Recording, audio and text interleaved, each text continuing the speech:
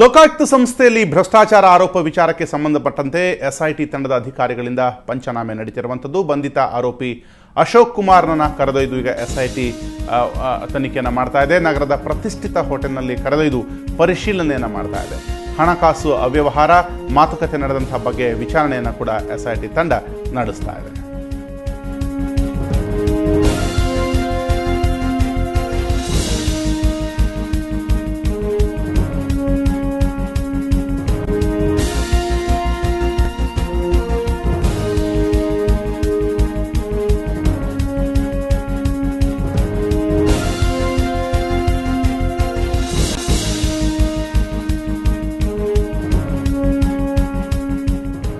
ಕುರಿತಾಗಿ ಮಾತಾಡೋದಕ್ಕೆ ನಮ್ಮ ಪ್ರತಿನಿಧಿ ರಮೇಶ್ ಸಂಪರ್ಕದಲ್ಲಿದ್ದಾರೆ. ರಮೇಶ್, ಲೋಕಾಯುಕ್ತ ಸಂಸ್ಥೆಯ ಭ್ರಷ್ಟಾಚಾರ ಆರೋಪಕ್ಕೆ ಸಂಬಂಧಿಸಿದಂತೆ ಎಸ್ಐಟಿ ತಂಡದ ಅಧಿಕಾರಿಗಳಿಂದ ಈಗ ಆರೋಪಿ ಅಶೋಕ್ ಕುಮಾರ್ನ ಕರೆದೊಯ್ದು ಪರಿಶೀಲನೆ ನಡೆಸುತ್ತಿರುವಂತಹ ವಿಚಾರಕ್ಕೆ ಸಂಬಂಧಪಟ್ಟಂತೆ ಇರುವಂತಹ ಇನ್ನಷ್ಟು ಮಾಹಿತಿ.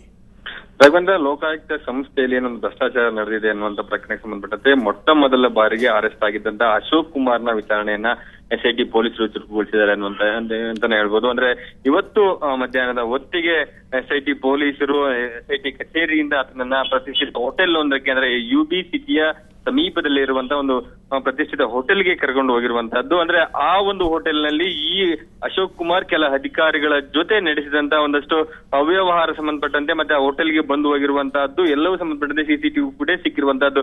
ಆ ಸಂಬಂಧಪಟ್ಟಂತೆ ಖುದ್ದಾಗಿ ಆರೋಪಿಯನ್ನೇ ಎಸ್ಐಟಿ ಪೊಲೀಸರು ಹೋಟೆಲ್ಗೆ ಕರ್ಕೊಂಡು ಹೋಗಿ ಅಲ್ಲಿ ಒಂದು ಪರಿಶೀಲನೆ ನಡೆಸ್ತಾ ಇರುವಂತಹದ್ದು. ಅಶೋಕ್ ಕುಮಾರ್ ಜೊತೆಗೆ ಇದ್ದಂತ ಬೇರೆ ಬೇರೆ ಅಧಿಕಾರಿಗಳು ಯಾರು, ಜೊತೆಗೆ ಮತ್ತೆ ಸಹ ಆರೋಪಿಗಳಿದಾರ, ಆ ಸಂಬಂಧಪಟ್ಟಂತೆ ಒಂದು CCTV ಫುಟೇಜ್ ನ ಪರಿಶೀಲನೆ ನಡೆಸಿ ಮತ್ತೆ ಆ ಸಂಬಂಧಪಟ್ಟಂತೆ ಮಾಹಿತಿಯನ್ನ ಪಡ್ಕೊಳ್ಳಿಕ್ಕೆ ಎಸ್ಐಟಿ ಪೊಲೀಸರು ಕರ್ಕೊಂಡು ಹೋಗಿದ್ದಾರೆ ಅನ್ನುವಂತ ಮಾಹಿತಿ ಸದ್ಯಕ್ಕೆ ಲಭ್ಯ ಆಗ್ತಾ ಇರುವಂತಹದ್ದು. ರಾಘವೇಂದ್ರ, ಥ್ಯಾಂಕ್ ಯು ರಮೇಶ್, ನಿಮ್ಮೆಲ್ಲ ಮಾಹಿತಿ.